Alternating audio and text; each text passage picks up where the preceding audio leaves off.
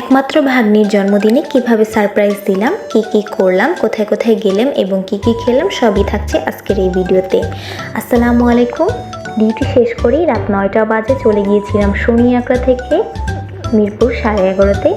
সেখানে গিয়ে অনেকক্ষণ ওয়েট করেছি আমার ছোট ভাইয়ের জন্য, কারণ ও গাজীপুর থেকে আসছে। আমরা দুইজন মিলেই প্ল্যান করে আমার ভাগ্নিকে সারপ্রাইজ দিব। ও দুপুরে না খেয়ে আসার কারণে আমরা হাঁটতে হাঁটতে একটা রেস্টুরেন্টে গেলাম।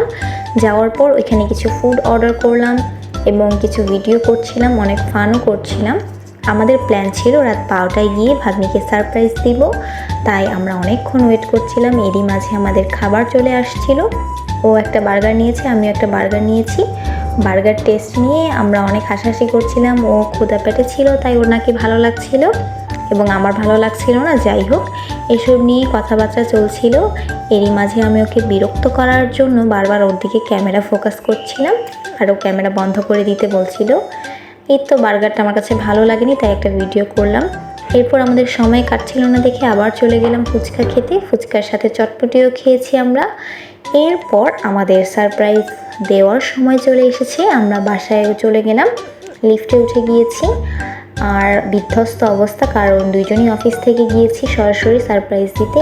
এরপরই এই তো আমার আপু গেট খুলে একদম অপ্রস্তুতভাবে গেট খুলেছিল, আর আমার ভাগ্নি তো আমাদের দেখে একদম শকড হয়ে গিয়েছিল। পরবর্তী ভিডিওতে সব কিছু দেখাবো।